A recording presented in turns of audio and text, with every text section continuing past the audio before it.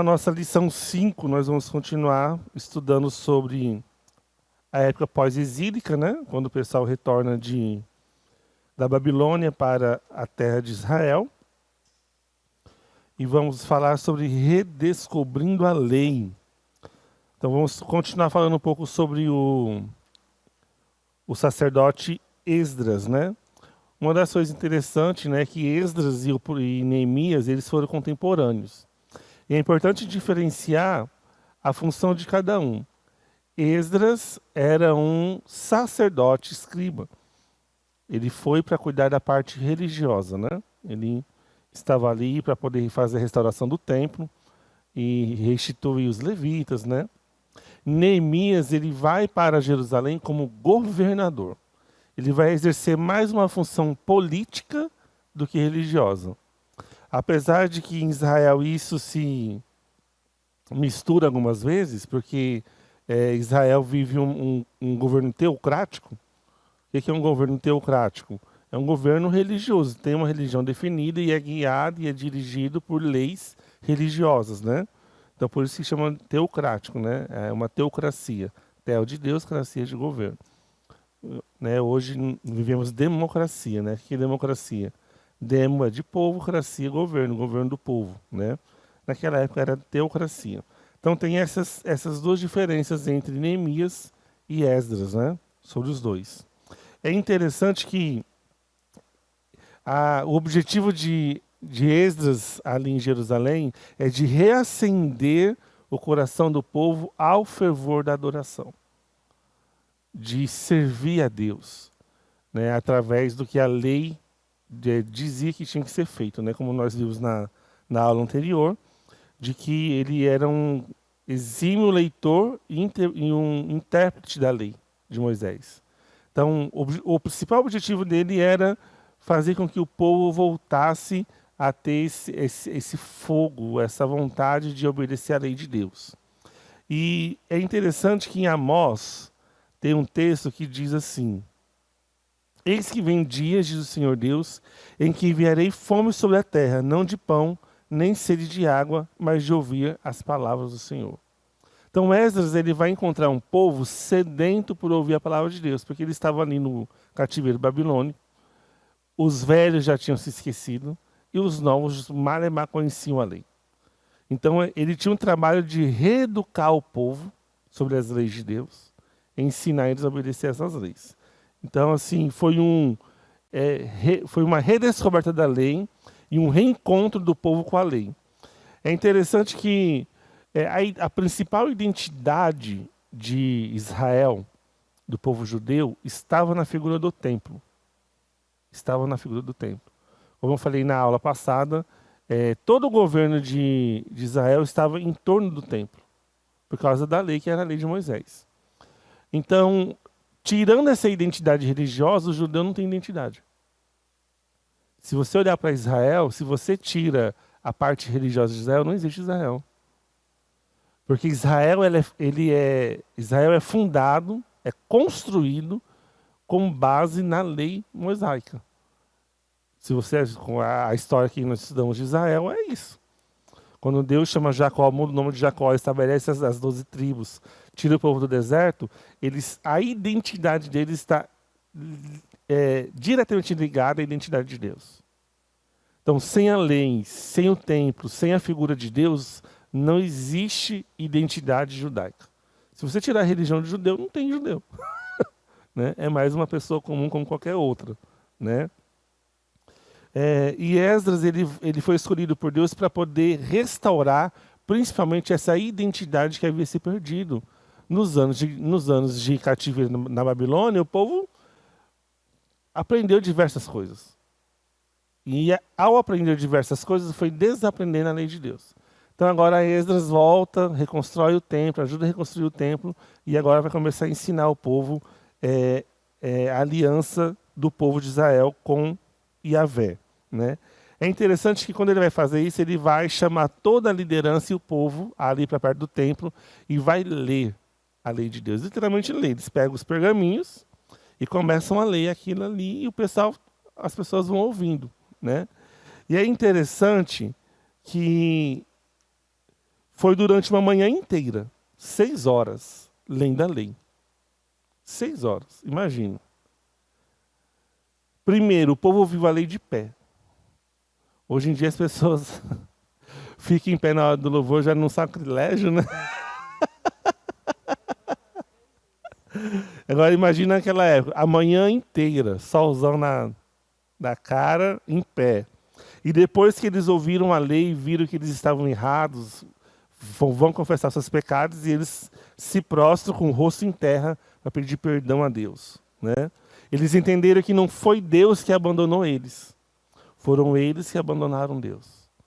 E agora eles vão fazer essa realiança com Deus, vão voltar à aliança com Deus de novo, né? E ali agora, depois desse momento em que eles fazem isso, Esdras chama de novo, né, convoca o povo a comemorar a festa das cabanas. Vocês lembram o que é a festa das cabanas? Ou festa dos tabernáculos? A festa do tabernáculo? É uma festa de uma semana que Israel celebra para poder lembrar o tempo da peregrinação. Porque da saída do Egito até a entrada na terra de Canaã, foram 40 anos de deserto que eles habitaram em tendas. E Deus em tabernáculo. Então eles fazem uma vez por ano, eles fazem a festa das cabanas para poder relembrar esse período que o povo passou. Isso é celebrado até hoje. Até hoje a festa das cabanas, se você for nesse período que é celebrado, você vai ver as pessoas não dormem em casa. Elas armam tendinhas na rua, na calçada, e durante uma semana eles habitam ali. Eles comem ali e dormem ali, né?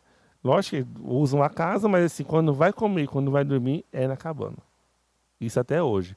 Só que nessa época que Esdras está ali, eles fizeram essa festa uma vez só, na época do rei Salomão. Depois nunca mais fizeram.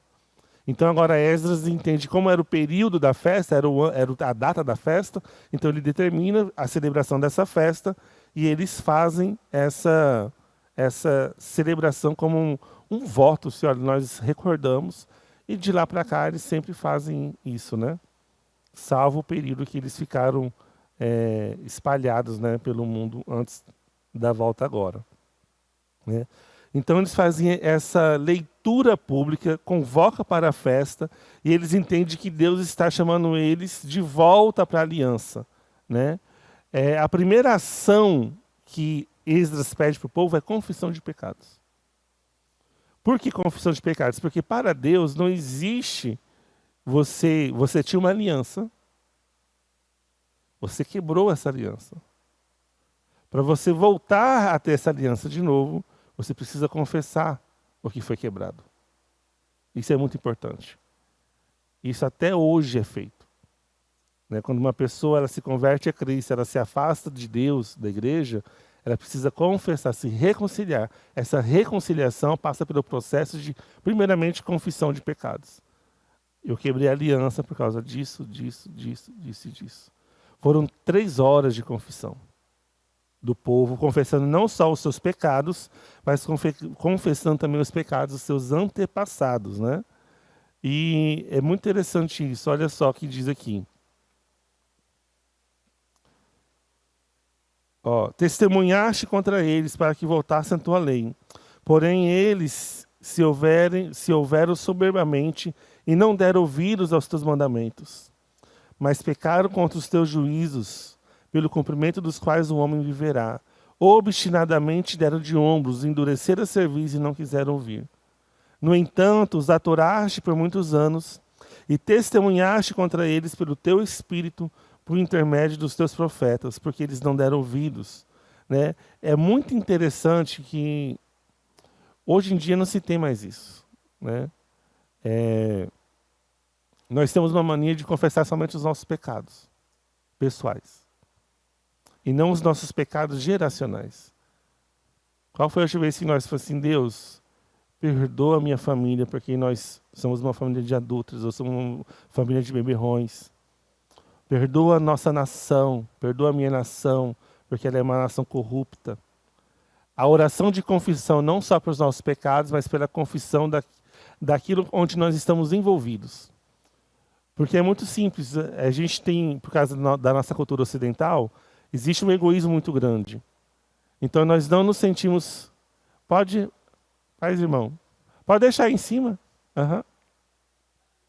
Isso, obrigado.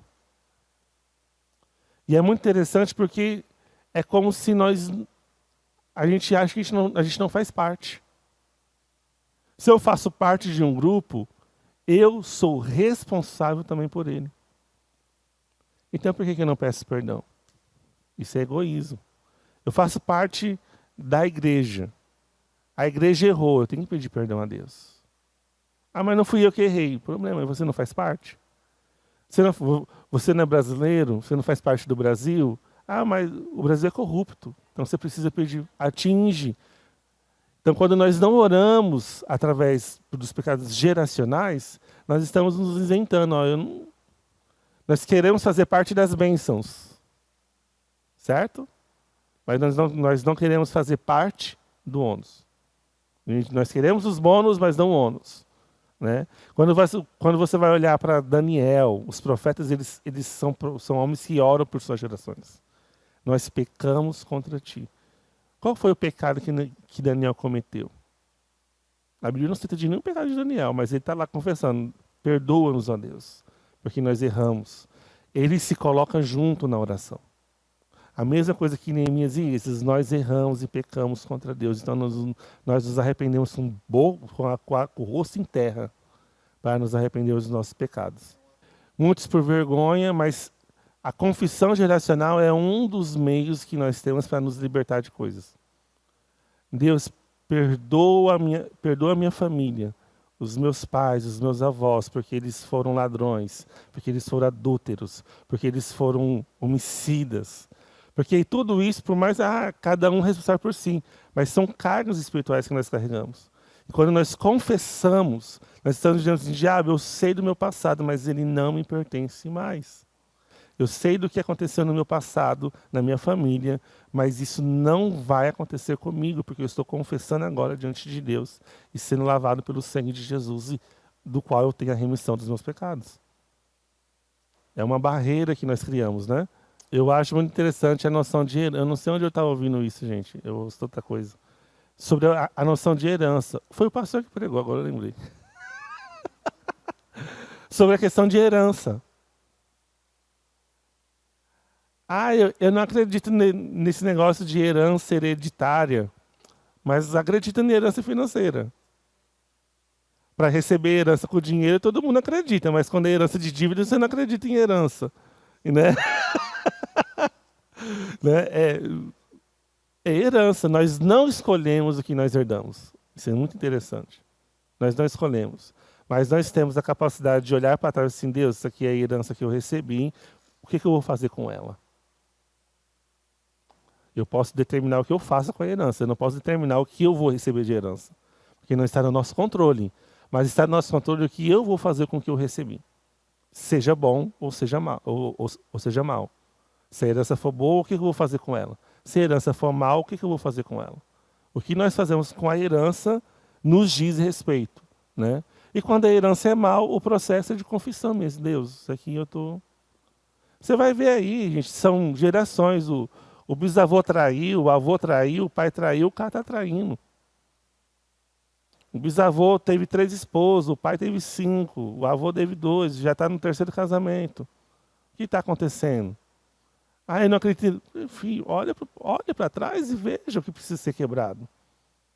Comece a confessar e repreender. É interessante porque quando a gente olha para a Bíblia, nós temos aqui Abraão mente, falando que sua esposa é sua irmã. Isaac mente, falando que sua esposa é sua irmã. Tá vendo, né? A mentira. Jacó também é um mentiroso enganador. Aí ele vai lá com Labão também é um mentiroso enganador. Labão é tudo da mesma família. Tudo da mesma família.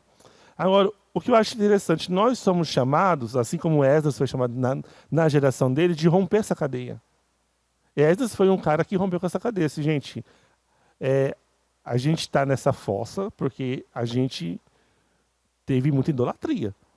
O pecado de Israel foi idolatria. durante toda a vida de Israel. Ele reconheceu isso.